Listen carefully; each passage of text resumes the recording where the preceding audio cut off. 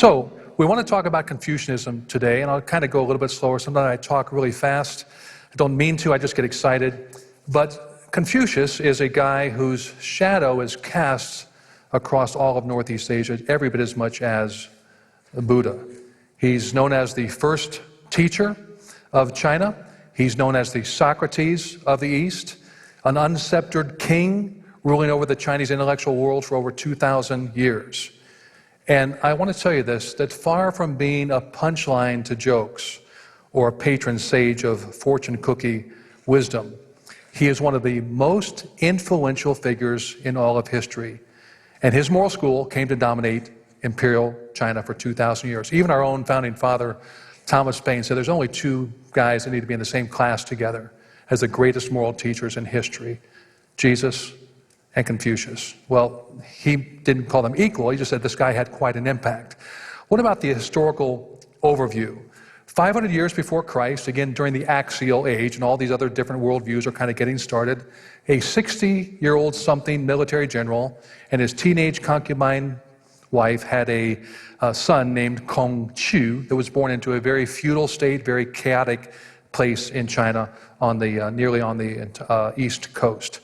Data of his early life is fuzzy, but as with Buddha, the general contours come through, and there's a consensus on the broad details.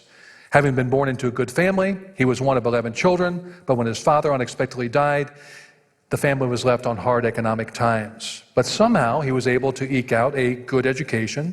At age 19, he was married, had a couple kids, later divorced. And I just think it's important to note that the two most pivotal thinkers in China's religious history both had marriages that weren't marriages. And I wonder what would have happened if things had gone in a different direction. As time went on, he was employed as a bookkeeper, a clerk, a cow herder, a minister of crime, before he found his calling as a teacher.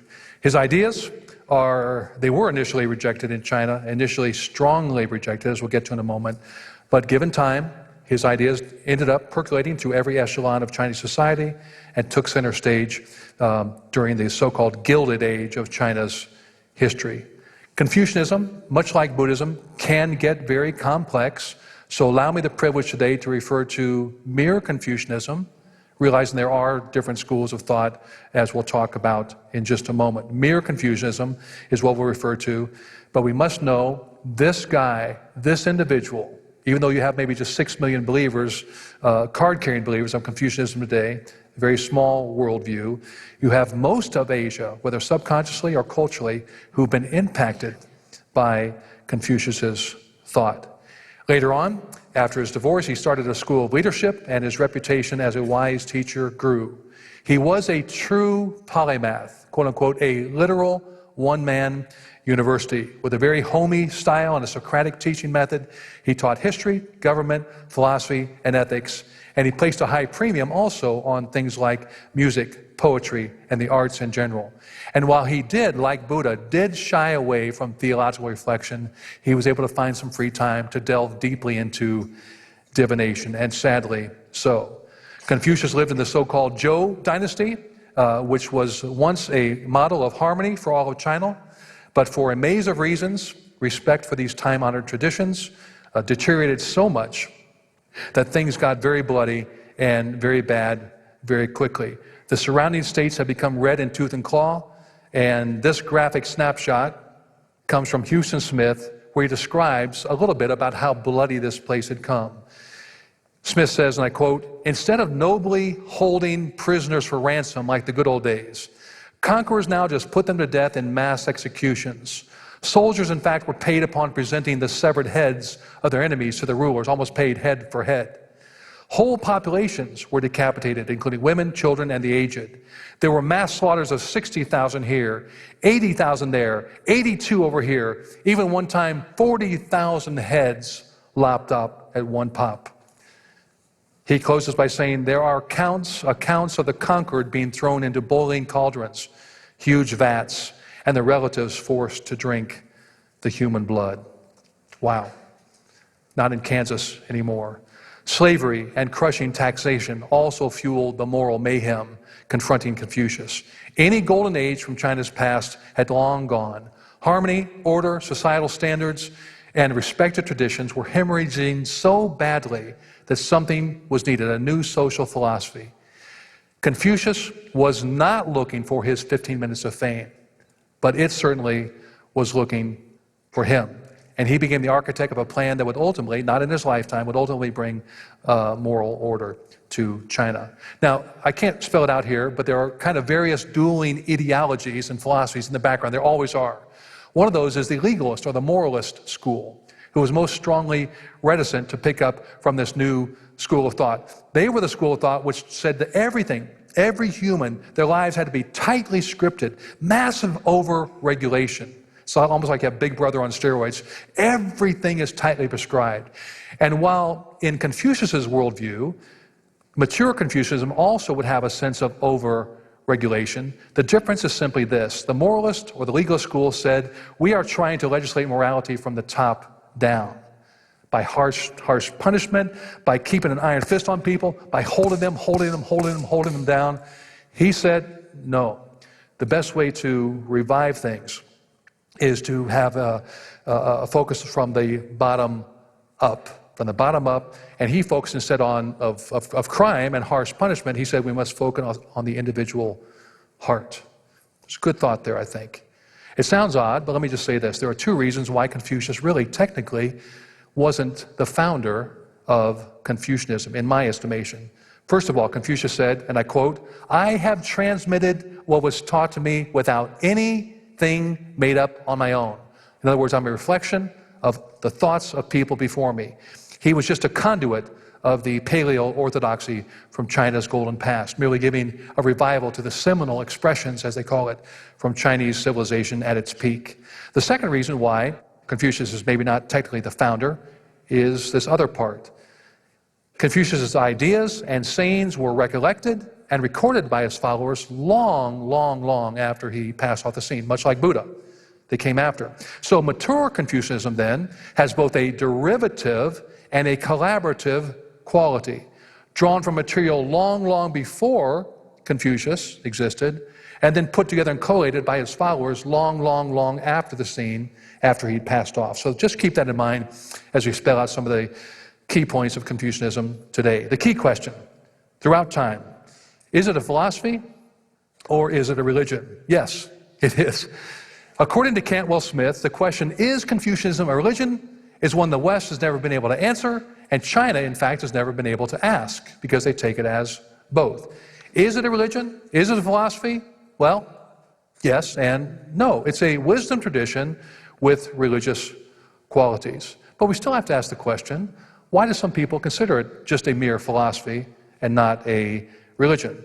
Those contending this way highlight the obvious demarcation point that Confucianism has no deity, no one to whom they worship. In fact, Confucianism downplays the supernatural, stressing instead, write this down, they stress ethical conduct alone.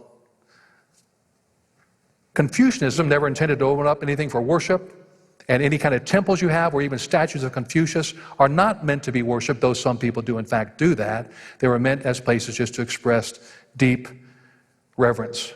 Confucius himself never claimed divinity. He never claimed to be a prophet. He never claimed inspiration for any text that he highlighted. He was only venerated posthumously and never made any kind of claim to any kind of church or Confucian text or claim of inspiration. There's no organized membership. There's no priesthood you have, just a set of what you call official scholars. Classic Confucianism frowned on asceticism, monasticism, and ritual. Let me say that again. Monasticism, asceticism, and ritual frowned on those things. All of those things are allowed within Confucian, but not generated by Confucian principles. So in that sense, Confucianism is very syncretistic. It has no theory of the afterlife or any conversion process. No renunciation of other faiths is needed to become Confucian. There's no mode of transformation or baptism like rituals. It just is a pursuit of morals and ethics. Others note, for example, and this is very important, that Confucianism's ability to be fused with other religions shows that it is not a religion. If it were a religion, they say, it couldn't be fused with other religions, or so the theory goes. I'm aware, and I hope you are aware, there are people within our own borders, within our own church, within our own Christian universities, that see no reason why we can't be, and I'm quoting from a scholar out on the West Coast here at Biola, There's no reason why there can't be a healthy commingling of Confucianism and Christianity. We can, in fact, be Confucian Christians. Well, we'll delve into that a little bit further in just a moment. Spirited debates on this inclusivism will continue, but never forget this. It doesn't take 22 years in Asia to see this, but most Asian religions come pre-installed with an inclusive spirit. For example, if you go to a Confucian temple in, say, Xi'an, you'll find that they oftentimes double as a Buddhist or a Taoist temple. It happens quite frequently in China. You have this co-mingling. Ralph Covell, a scholar who knows quite a lot more about China than I'll ever know, notes that the interpenetration of Confucianism with adjacent religions is common. A co-mingling so pronounced that a Chinese could worship in a Confucian venue one day and not think twice about offering incense in a Buddhist venue the next day. And if that's not enough, the very priests themselves in these temples can't really spell out with great clarity whether it is a Taoist, Buddhist, or Confucianist temple. So commingled are they. Now, what are some reasons that people do suggest that it is a religion and not just a philosophy? What are we to do with Confucianism, which bears some of the classic earmarks of religion? You've heard of the, if it quacks like a duck, if it looks like a duck, it must be a duck. It looks very religious to some. So the first reason that some consider Confucianism to be a religion is that Confucianism is hardly mute about spiritual things and makes a generous space at the table for what I would call, in my own nomenclature, what I would call soft supernaturalism. It appears to be religious at many different places. We see this particularly in the principle, we'll see in about 10 minutes, the principle of Tian, which is the modern word for sky in China, or the Chinese language. But Tian, back in the day, referred to the heavens, kind of a deified concept of what's above. Confucius not only allowed for, quote-unquote, the way of Tian, but in fact, his goals actually depended upon such. And thus it's no surprise to detect the faintest brushstrokes of the supernatural in this heavily humanistic worldview. Secondly, we must note that Confucius favored many practices that appear at first blush to be religious. In fact, he saw religion, he saw ritual, daily ritual, as essential to the inner stability of the individual at the micro level, which in turn fortified families and society, at least in principle, at the macro level. Third, why do some people see it as religion? Well, other non-theistic constructs like Buddhism and Taoism, well, similarly, Confucianism also infiltrates every significant area in one's life, just like a religion does. Fourthly, why a religion? Not a philosophy?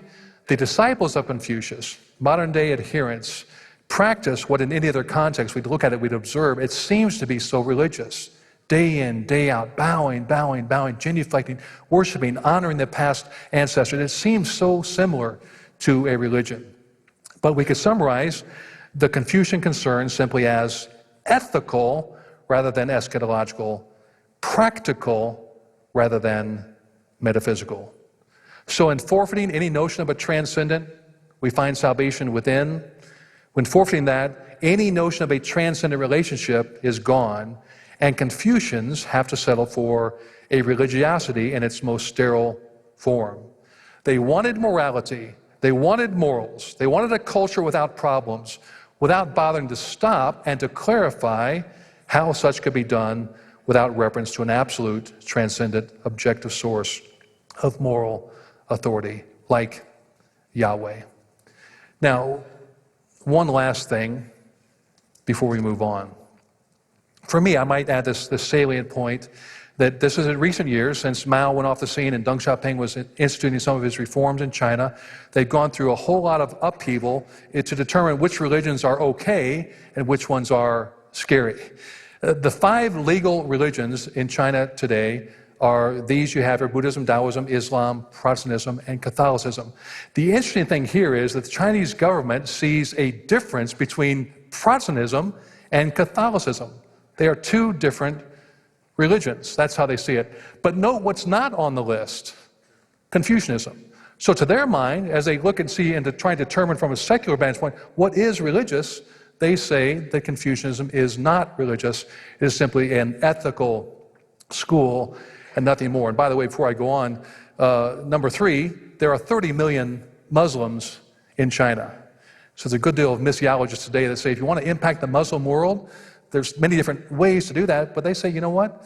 You might want to invest in China, because the Chinese missiologists and missionaries are preparing to go back to Jerusalem and head back the Silk Road, if you will. And so just a little side note on that point. Mere Confucians follow a whole platitude of beliefs, but we can't delve into those today. There's many, many different schools of Confucianism. We'll just talk about mere Confucianism for the balance of the hour. Same question we asked in the last hour of Buddhism. We're going to ask the same question here. Does Confucianism have its own scripture? Now, Confucius, as I may have mentioned before, undertook the daunting task of collecting, editing, and commenting on key historical writings from China's past. And the result was an incredibly vast and sometimes helpful anthology of the pivotal works in Chinese history. If you've heard the name Mortimer J. Adler from the University of Chicago, I think 40, 50 years ago, whenever he put his Great Books campaign together, basically that's what Confucius was trying to do in an Eastern context. The best of the best of the best to put together in one place for easy access. He desired unoriginality, and he got it. He was not trying to be original. He was merely reviving the seminal expressions from the past to try and help with the moral mayhem that he was encountering in his day. So let's look at the 5 classics here just briefly. I've used some of this in my class, not to use it for spiritual inspiration, but to critique it. And some people in our world, in our evangelical world, are saying, you know what? We can go to Confucianism pretty safely and use it as a handmaiden to our devotions. There are people that suggest that, and I say, hang on, that's not my point. I do want students to be aware of this, like I want them to be of Darwin's book on the origin of species. I want them to be aware of that, but not to imbibe it. I want to be aware of where these false teachings come from. The first one is the I Ching, or the Book of Changes. This book contains a healthy amount of material on the yin-yang, the principle of opposites. It contains much divination, magic, etc. So revered was this book throughout Chinese history that even Emperor Qin Shi Huang, the one who kind of built or put the Great Wall together by putting together all those different pieces of walls, this emperor, in his mad dash to purge all classics and even kill many Confucians, he did allow this book to be saved from the flames for some reason. Confucius himself said he wished he had 50 more years to plumb the depths of the I Ching. But you know what? The I Ching contains a lot of things, but a large part of it is based on divination. Back in those days, the ancients would take turtle shells and take big bones from cattle, like the ox scapula. That's why they call it scapulomancy or plastromancy. They would take these bones, these turtle shells, throw them into the fire and sit there, and the fire would do its work. And over a few minutes, an hour or so, those things would be cooked and they would crack. And you had soothsayers and diviners and seers who would come along and sweep away with ashes, and they would read the cracks in the shells. They would read the cracks in the bone and determine your future. Now, I can't imagine a Christian parent in their right mind saying to their kids, this is a good place to get wisdom as a catalyst for your quiet time. The Book of Odes, or Book of Poetry, contains 305 poems used in dealing with customs like courtship and feast and sacrifices, agriculture, and 2 related areas, marriage and war. So those are very helpful in past Chinese history. We also have the 3rd book, the Classic of History, a book of ancient documents and speeches. And most importantly from that 3rd volume here is we have evidence of the first emperor recorded in China, the first dynasty, who refers to Shangdi. And Shangdi, if you go back in history and start to learn about this, it seems like early China, 4,000 year ago China, held to something very similar to what we would call monotheism. One true and living God. So when I take groups to visit China and take my students from Asbury to spend a semester there, we try and trace our steps through these things. It's amazing when you go to the Temple of Heaven, how much evidence for this early, original, primordial monotheism you can find if you know what you're looking for. So that's an important book in that respect. Fourthly, the Book of Rites, simply a book of ceremonial rituals and etiquette, who bows first, that kind of thing. And then the fifth book, the Spring and Autumn Annals, is a history of the key people in Confucius's hometowns. Some of this, the first one is a little bit dangerous, I would say. 2, 3, 4, and 5 are readable and somewhat inspirational, but with its historical tidbits, but be careful. The 4 books of Confucianism are rounding out the canon here. The Analects of Confucius, a compilation of about 500 of his sayings, and some of them quite helpful to do things nice for people and stuff like that. The Book of Great Learning is an important book for Confucius because they say that the ideal man should be a self-made man, and then he will become the ideal leader. The Doctrine of the Mean simply is saying, like you have in Buddhist circles and also in Hindu circles, there's always saying, avoid this extreme of materialism or this extreme of sensuality, and between those two things, the Chartibus and Scalia, you must navigate a middle way. That's the Doctrine of the Mean, the middle path between extremes. Again, at some point, it may be helpful, but the last book, the Book of Mencius was important, and he was key in helping Confucius to gain some traction long after Confucius died. I need to add at this point something important, why Confucius came to be worshipped in subsequent centuries. It was simply this. Emperor Wu of the Han Dynasty made mastery of these Confucian classics mandatory if you were going to go into public service or civil service. You had to not just read these, catch this, you had to memorize all of these works. And because of that, because you had so many people that were overdosing on his writings to the capacity of memorizing them, there came a place that over time, these views did develop into almost a cultic-like following of his beliefs. And it became at one point compulsory for people, again, those going into civil service, this was much, much later, that they would have to come and offer sacrifices to Confucius at the temples. Again, this is something that looks very religious to me. Some people say, maybe it's just kind of a deep, deep reverence. No. It was mandatory for them to go and worship at Confucian venues because of memorizing all of his writings or all of the writings he put together over those years. Let's look at some of the fundamentals in our closing minutes today. Some of the fundamentals are pretty easy to grasp in Confucianism. Some of them are okay. A lot of the stuff is just general, strive for being good. Okay, that's fine until you realize you got to do it by your own bootstraps without reference to a God or a help or a Holy Spirit. So for Confucius, the recipe to restore social harmony, ingenious as it was foolhardy, was simply to revive the best of all possible moral rubrics, the best of all possible moral building blocks from China's past. Just throw the education on people, have them memorize stuff, push the reset button, and then magically you have nirvana, or you have a peaceful place, peaceable kingdom. Not going to happen, but he tried. The first fundamental is the fundamental of ren, or what's called benevolence, variously translated as righteousness, love, benevolence, and empathy. It is seen as the loftiest trait for Confucius. I don't want to just throw some terms here and just have you ingest them, but just say, here's what Confucianism taught, and actually his teachings did impact China in a very positive way. He said, we're always to be thinking of others. You must always think of others. So when a disciple asked Confucius, Master, how do we practice ren? He answered, love people.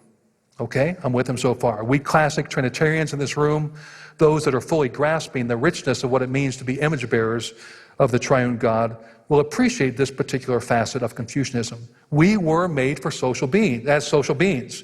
We were made to live a life of ren. Yes, I can agree as far as this goes, in selfless love for others. To the degree that this impulse is authentic, I think Bodhi and I think Roger pointed this out to me a couple months ago, that this might just be a residual echo going all the way back to maybe Babel, if this is true. But the similarity, of course, between these two is a huge difference, and it comes in this. Christians see sin as relationally destructive of the 5 bonds, which I'll go ahead and go forward to these. We see sin as destructive of these 5 bonds. They say that education is the key to eradicate all disharmony. I'll come back to the 5 bonds in just a moment. Li is the next fundamental. It is translated as etiquette or ritual action. And the key to developing ren, Confucius felt, was in just sheer self-effort. He felt that a civilized life would be characterized by ritualizing an entire way of life. So for him, the ground and grammar of a harmonious, balanced society is made up of individuals who just choose to adopt an ethical role, an ethical life of Li. What he did not say is, what do you do when people decide not to go the Li route? A Mussolini, Hitler, Ayatollah, or whoever, or Saddam Hussein. He didn't really fill in that gap for us. He said our conduct should reflect goodwill in an appropriate, honorable, and virtuous way in every sphere and action. That works well with a movie like Mulan, but in the real world, watch out when people don't adopt the standards you say are the norm. Now, he did talk about the 5 bonds. Every sphere and action became these 5 things. These social norms, these norms of Li, should be expressed in relationships between a ruler and a subject, parent and child, husband, wife, elder brother, elder friend, younger friend, etc. That's where you find it expressed. These 5 relations are infused with something like an honor a son gives to his father. So you don't know my son, but he's very respectful to me, trust me. He would say, well, that kind of filial piety, that sonly love toward a father, is something about what you get in all of these different relationships. Confucius stated, and I quote here, do not look at anything in a way that is not Li. Do not listen in a way that is not Li. Do not speak in a way that is not Li. Do not move in a way that is not Li. You must have this. It is important, he says, to build a harmonious society. Let's move next to the next fundamental, which is the moral righteousness. I want to go back and have us focus on this character. And I want to point out the character righteousness here and not belabor it. It's the character which means righteousness in China, the one that looks more white and black, and it's easy to Google this and find it. Every time in China, when I take groups there and students, every time we make sure to go to Xi'an, to a place that's called the Forest of Stones, Beilin in Chinese, and you've got to see it. If you go visit China, you must see this. Because this goes back, this tablet, this huge 10-foot tall oolite blackstone tablet, has the engravings of the early chapters of Christianity in China, going back to about the year 635, when the Nestorians came over to China. Don't want to belabor that point, lots there. But what these guys did was, when they kind of took 1,900 Chinese characters to spell out how they got there, some of their teaching, etc., even some of the names of those early Christians, other early Nestorians that came, tucked in the middle of that stone document is this particular character. They didn't invent it. They were pulling it from earlier days, from Confucian days, the word for righteousness. Why is this important? Well, about 40 yards away from that Christian stone, the oldest surviving Christian relic from China, about 40 yards away, you find the Analects of Confucius.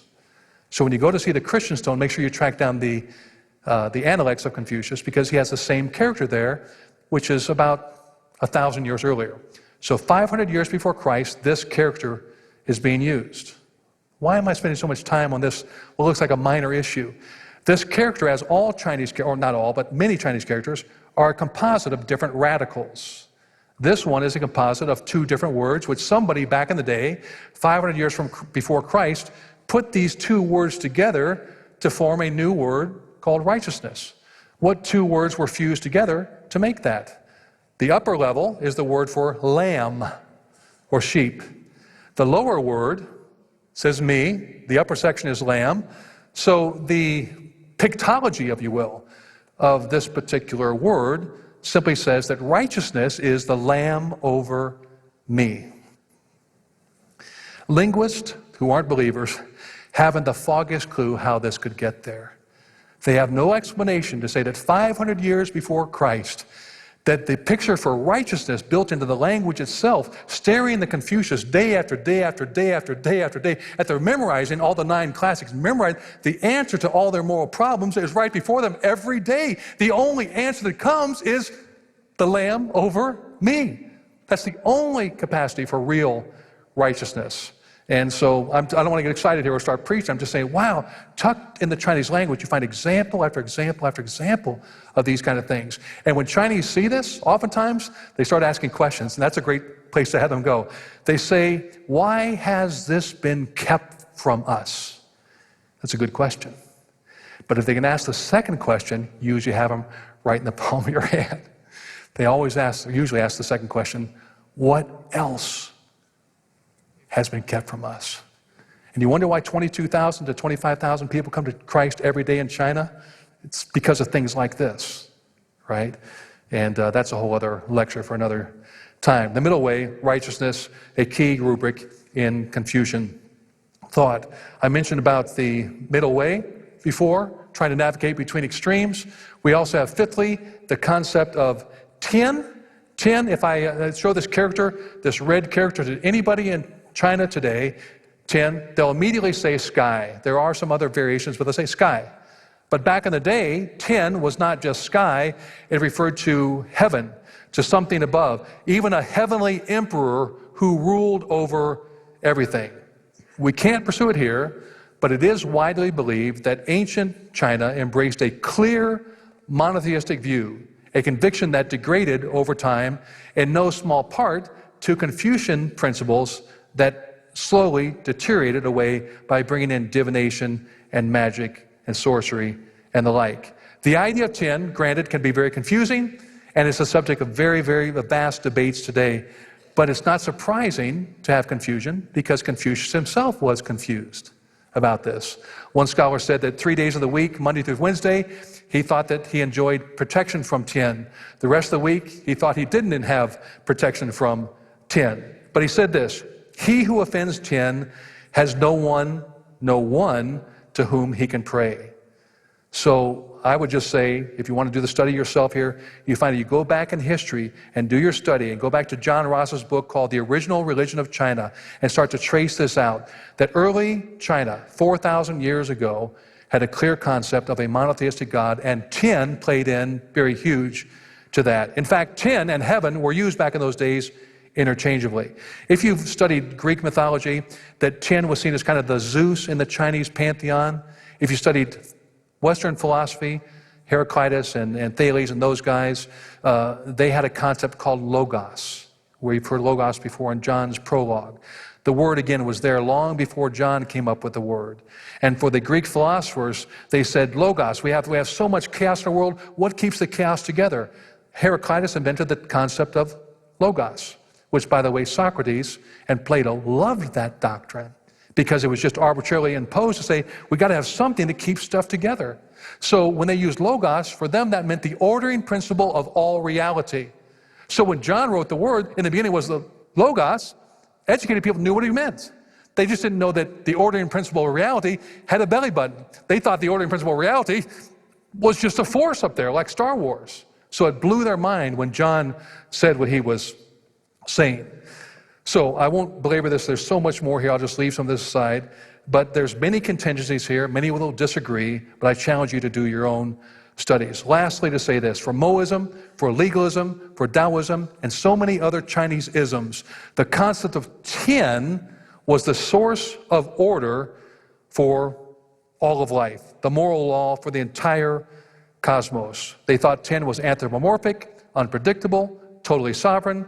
It is to some degree dependent upon us, and it gives absolute moral authority to the emperor. And when Confucius saw that, he didn't disagree with it one iota. He may not have believed it, but he just let it stand without challenging the assumptions. Filial piety, don't need to belabor the point. The love for a son, for his father, the love for a child, for his parent, that is woven deeply into the DNA of China long before Confucius came along. He merely took the concept and took it from here and elevated it to the highest gold standard of morality. We must have this or all society falls apart. He said, filial piety is the respect, devotion, loyalty, duty, and or obedience owed by younger members to older members or ancestors. Reverence for parents was the linchpin for all other relational virtues. Can I get an amen there? Just want to see if I had that power, right? I hope it connects.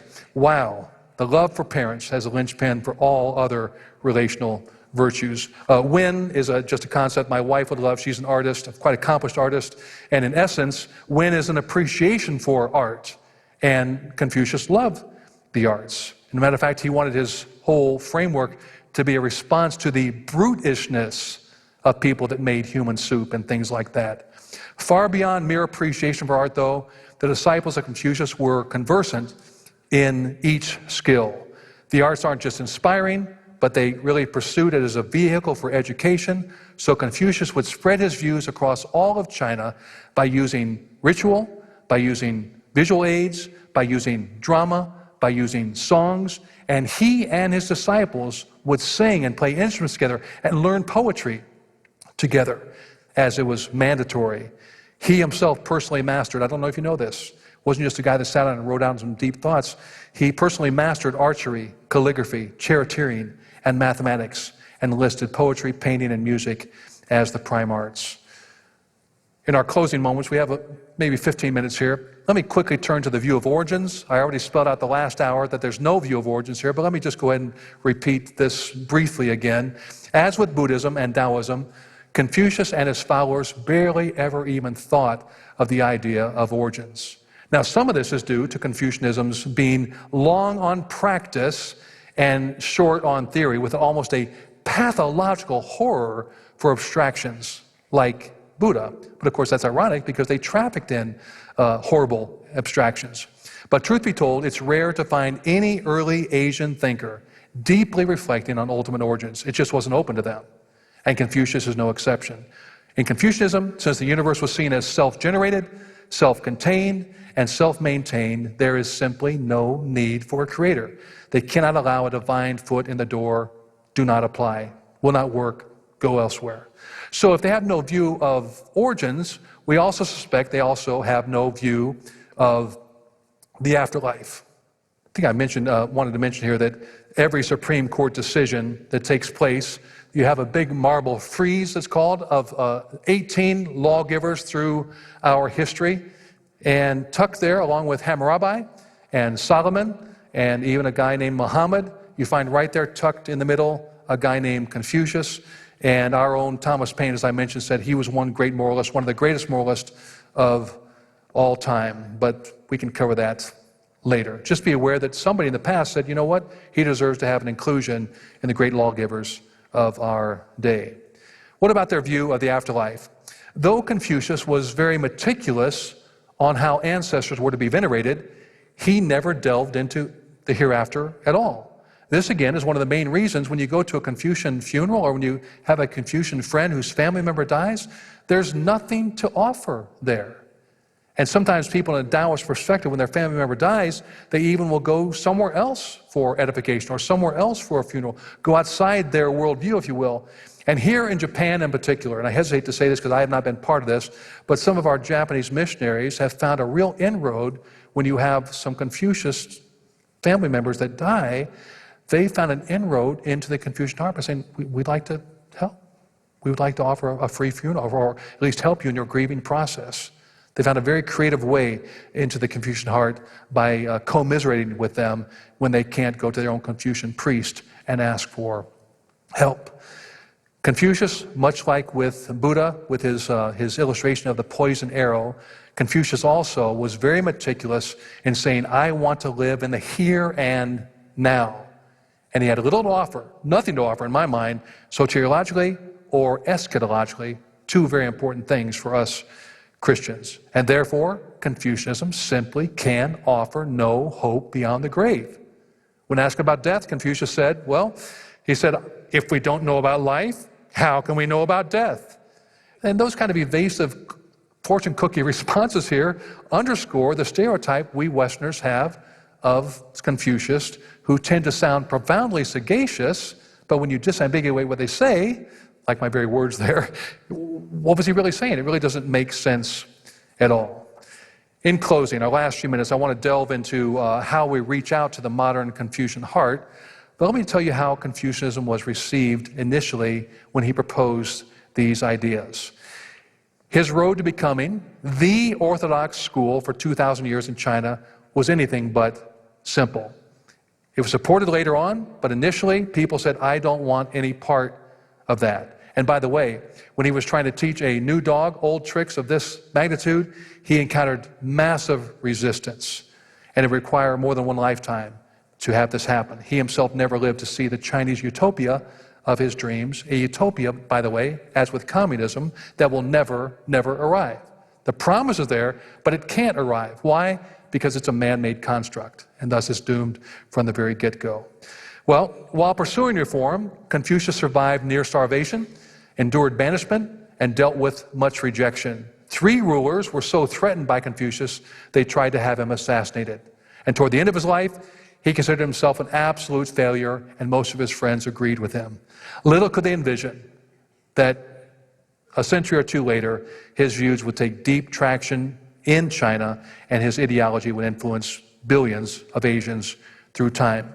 Fei Zi, a post-Confucian philosopher and apologist for the so-called legalist school, so ridiculed Confucianism, he said, "You are a parasite." And Liu Bang, a first-century emperor of the Han Dynasty, so despised and hated Confucians, whenever he saw one, he'd run up, snatch their cap off their head, and urinate in their hat. That was his little special way he said hello to Confucian people. And under the reign of Emperor Chen, as I mentioned before, Confucian scholars had all of their books burned, except for the I Ching, and even many of themselves were confined to the flames. Now, I can't spell out here, but just want to give a few names. Deng Xiaoping, Mao Zedong, Chiang Kai-shek, and even our current president of China, Xi Jinping, all try and take Confucius and use him to their own ends. He was horrible or he was good. He kept society back and was very repressive in his teachings, or he's so useful and we need to reignite some of the wisdom he brought. So on both sides you find people always trying to use him, sometimes as an opiate for the masses to keep them in check. Sometimes, I believe, others say, hey, maybe there is something good here, especially because we have so much moral mayhem in our world today. Maybe we need to have a revival of Confucian thinking. I can't go there anymore, just say that there are people today, even the current president, who looks at Confucius as a worthy contributor to modern Chinese thinking. Imagine a strong atheist saying that. A snapshot of present-day Confucianism. Though it's a vast generalization to say that all East Asia is Confucian, it would not be an overstatement to claim that Confucian ripples can be seen everywhere. Now, I mentioned the term 6 million. There's only about 6 million card-carrying Confucianists around today, a comparatively minor worldview. The number becomes even smaller when you think that 99.4% of these Confucians reside in Asia, not too many in our own country, except for statues like this. And the numbers dip even further if we count only those who strongly embrace the entire Confucian worldview. So why spend time? Why carve out a whole hour here at this important conference for Confucianism? Simply this. The important thing here is that 1/5 of the population today in China, in the world, has been seriously conditioned culturally and subliminally by folk Confucian thought. And the Chinese government has even established and funded hundreds of Confucius institutes worldwide. So when we factor all this in, we realize that we Christians, we theists, have a worldview that needs to be reckoned with. Why is it so persuasive today? Not quite like Buddhism, but people are drawn to Confucian today. For a variety of reasons, I think Confucianism strikes a positive note with some people, whether it's due to the non-sectarian bent or the precise opposite. Each heart has its reasons for why they are wooed into this worldview. Confucianism, I think some people in China want to adopt it because they see it as salt. They see it as a preservative of Asian culture. And also recall that Confucianism in the original context arose in response to the moral mayhem of the Zhou dynasty. People today look and say, wow, we also live in a moral abyss, a moral cesspool. Maybe we need to challenge, as some people do, the Chinese government to add Confucianism as a 6th legal religion in China. I'm just saying people are suggesting that when we think about all the evil that goes on in our current culture. But what are we to do when mere respect gives way to something more? I mentioned a few minutes ago about Ten Elsoff's book, written just 2 years ago, where he talks glowingly about, quote unquote, a life in pursuit of Confucian Christian ideals. A life in pursuit of Confucian Christian ideals. He's not here to defend himself, so I'm not going to go too much further to critique him. I would just say, read his book. And you'll find that, man, I can see why people are drawn to his case, Dr. Ten-Elshoff's case, for why maybe you could have the dovetailing of two things. But just look at the subtitle of his book. What an ancient Chinese worldview can teach us about life in Christ. Why couldn't you have a title of a book like this, Buddha for Christians, or Taoism for Christians? What these ancient Chinese worldviews can teach us about life in Christ. Why go with this worldview and not the others? He doesn't spell that out. Again, he's not here. I don't want to be unfair with him. I've read the book and I've tried to understand it, but I really, as a parent of 4 kids, and I don't want my kids to be exposed to a teaching which says, you know what? We can go dip into these fountains, into the well of Confucianism, and learn more about our Christian faith. By the way, there's already a large group of university professors in America. They are called New Confucians that are quietly proselytizing on behalf of a Confucian ethic to be instilled in our country. So it's not surprising that we have an enticement to Confucian ideals from without the church. What concerns me is if we don't check some of these things, that in the years to come, you'll hear more and more people say, why not? Why can't we go and learn from some of these Eastern contexts? So take that for what it's worth. Here are some concerns that people like I have, and maybe you as well. I've already told you that the I Ching is a book of divination, reading turtle bones and ox bones and stuff like that. Not all that, but it has a large portion of that. And Confucius said that was his most important book to him. Would our jealous God really be okay with us mulling over a book that contained divination? The answer, of course, is evident just in asking the question. Secondly, should we really ask our young people, our children, to sift through Confucius for wisdom when there's so much in it that goes against Scripture? Really? Confucius says, for example, heaven does no speaking. How are we helped on the Tao or the way with that? Thirdly, our desperate need is for a Savior. Confucius, however, taught that human nature is basically good, the old Pelagian heresy, and that we must focus on self-effort and not be preoccupied with other worldly distractions. Wow. There goes heaven. There goes 10. Fourthly, and additionally, are there any examples, and I got to slow up here, I don't want to get past this too quickly. Are there any examples of anything taught in a Confucian text that we can't get elsewhere or outside of a Confucian text? Is there something there? In other words, what is Confucius offering us that we can't get from Scripture? When Ten-Elshoff or others say we need to go to Confucian text, really? Why? Is there something we can get there that we can't get in the Bible? That's a pretty dangerous proposition. Is the double belonging crowd, those that say we can belong to both faiths, claiming that had Confucius never been born, that we Christians would in some manner be impoverished philosophically or spiritually? It's outrageous to think about it. Now again, he's not a double belonging promoter, but he does seem to promote something that leans in that direction. Some suggest, and this is where I think it's most important, some suggest Confucianism can help unearth our deep-seated cultural theological biases. I'm not one of them. But he does say that. Can't we do that without plumbing the depths of Confucian divination? Sure, we need to be aware of our cultural blinders. But what I find is this: when people are saying, you and me, you need to be aware of your cultural blinders, how come the sword never cuts both ways? How come we don't have authors like that to go to China and say, are you aware of your cultural blinders, your humanism, your rationalism, 2 huge cultural blinders that Confucius had on?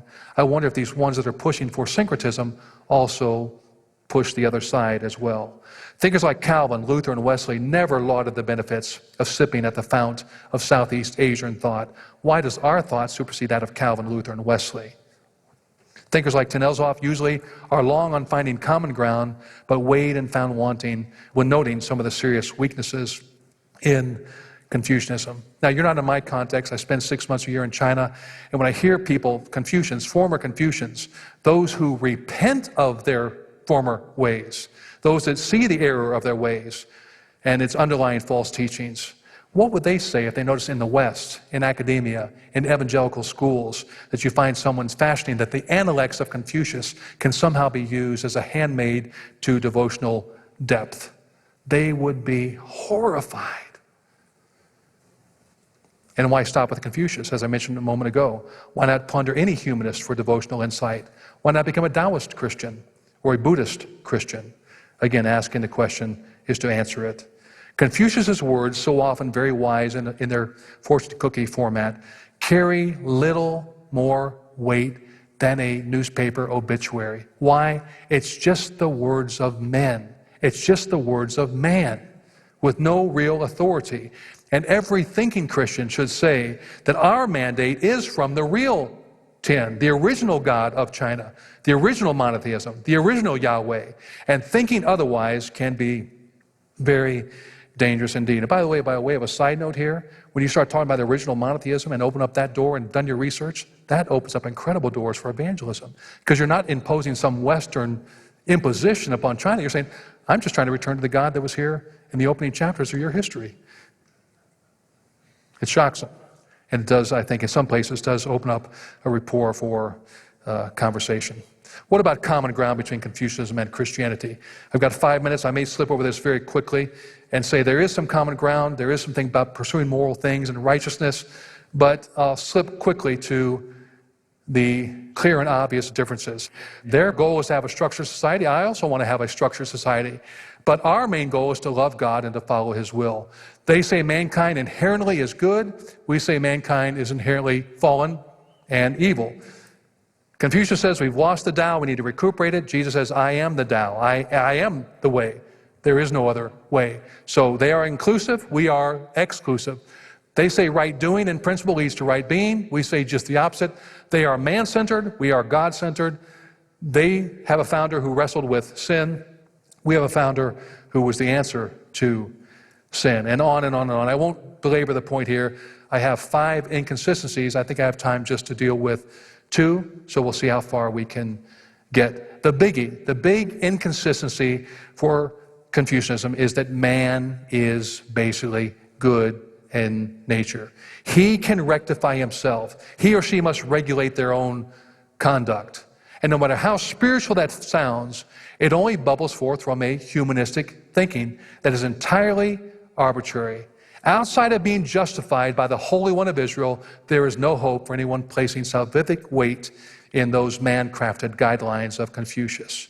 Again, any merits of Confucianism must not be allowed to camouflage that in large part is a failed experiment. Let me move on quickly. The Confucian model has a not-so-golden rule. They call it the silver rule, where Confucius basically answered a question one day when his disciple Zhigung asked, Master, is there any word that could guide a person throughout all his life? Confucius pulled out his fortune cookie. No, he did not. He replied and said, how about reciprocity? Do not do unto others what you do not want them to do unto you. This is so similar to Jesus' statement in Mark chapter 12 that some have even made the outlandish claim that Jesus plagiarized from Confucius.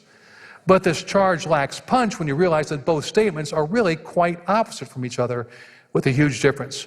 While Confucius frames the rule as a negative, Jesus states the rule as a positive. The first was referring to omission. Jesus was referring to commission. Listen again. Jesus says, do unto others as you would have them do unto you. It's a call to a higher degree, looking for opportunities to do good for others. The Christian rule implicitly challenged us to seek opportunities for good. Confucius's rule was an exact inversion, where he said, do not do unto others what you do not want them to do to you. So his version was basically saying, focus on yourself rather than focusing on others. 2 things, and I'm through. It's a painful thing to talk about this, but it has to be shared, is the Chinese or the Confucian view of women. And it's very painful, but it's part of China's past. Confucianism, for the most part, never accords women any appreciable status throughout history and always ranks women below men. Confucius spelled out how to become the ideal man, and this was not some just innocent generic term. He never said anything of the ideal woman. He took the social structure, shook the social structure, claiming that any man could become the ideal man or a manly scholar. But females factor very little into all of his writings, including the Analects. Confucian teaching as a whole did nothing to upend the consensus view that girls were just to be subordinate and nothing more than servant girls in the making. Just telling you what that worldview was back then. Additionally, at temple altars, only the names of male ancestors could be listed.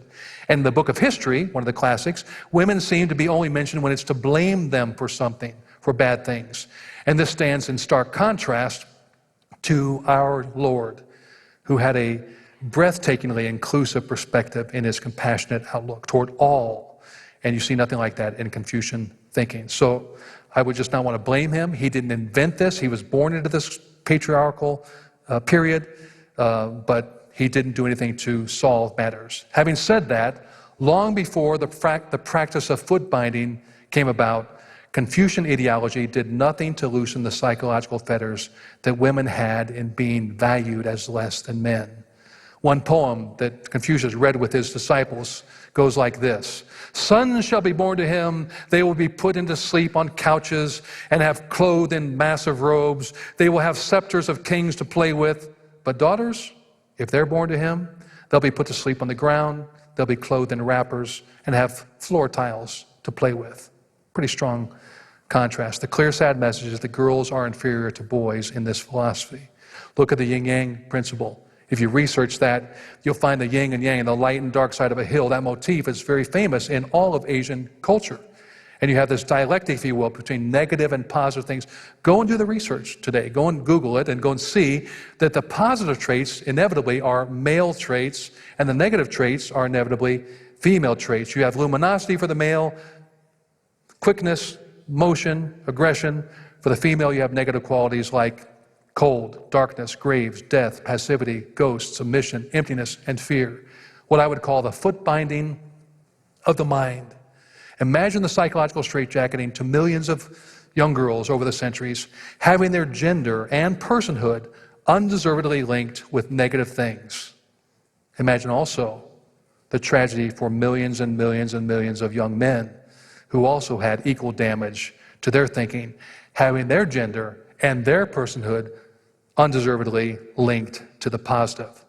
But the long arc of history is usually sure, and just a few years ago, 2009, women were finally, after 83 generations in Confucius family tree, after 83 generations in 2009, women's names were finally acknowledged in the Confucian family tree.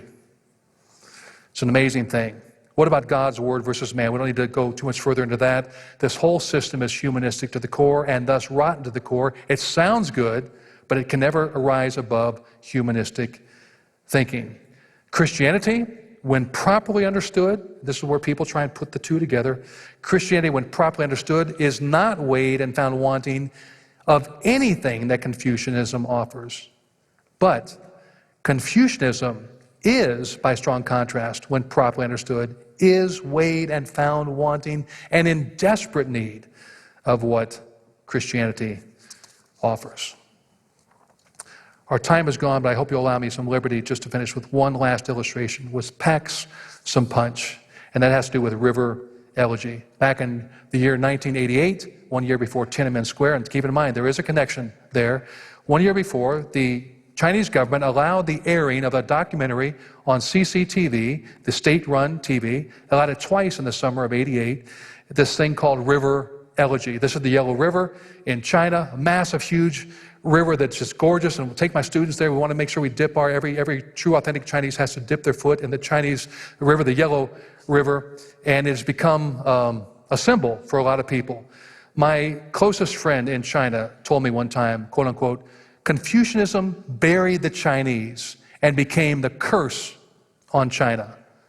River Elegy, this documentary, spelled out that very statement. The very documentary said that they were blaming Confucianism, along with other things, for China's isolationism and backwardness. It suggested, just like ruts, just imagine a road where someone travels the same road year after year, you develop ruts. It said the Chinese people have just gotten into this rut of Confucianism. Their heads are down. They just follow mindlessly. They don't ask what's going on. They just keep going. And that's why science could never be birthed in a Confucian context, because you never were taught to think critically. You memorize things, yes, but you weren't encouraged to do independent thinking. So science could never develop in a place like China. The documentary brought on a huge maelstrom of anger and hate mail and explosions. Why was this aired here? You're putting down our customs, you're putting down our history. But the series title, referring to the Yellow River, a tributary like this, is very potent. It represents the cradle of Chinese culture and civilization. And I want to point out one last quote from Rob Gifford. He explains why the title, River Elegy, was selected, and I think he's spot on. River Elegy means a kind of a lament for the dead. Gifford says, quote, "There's an old Chinese saying that a dipperful of the Yellow River is 70% mud and 30% water. And River Elegy took the silt and sediment of the river as a symbol for the weight of Confucian tradition, which has clogged up the Chinese or Asian mind for millennia. The elegy of the title," Gifford continues, "was an aspirational one. These Chinese producers here had a hope that the traditional culture of being in the rut would be moved away. Why? This has held the country back for so long. And, quote, we need to let it die and let it be replaced by a more progressive Western style of thinking." He's not talking about America. He's talking about a way where you can have the freedom to think out loud and to go against convention. So suffocating have been the sediments of the Yellow River. They symbolize the mud that has suffocated Chinese minds for so long. The creators of River Elegy, my last sentence here, were trying to raise awareness that China's cultural stagnation has many culprits, and Confucianism, all things equal, was perhaps the largest player. I'll stop with that. I have many other things to add, but my uncle Jim, James Hudson Taylor III, Uncle Jim to me growing up, has said the great need today in China is for people that understand Confucian ideology, that understand Buddhist dogma, that really study this. The great need, he says, and by the way, his pedigree is questioned by none, the famous James Hudson Taylor family. He died a few years ago, but he said that really the great need of our time is to have Christian apologists who can counter the Confucians and the Buddhists.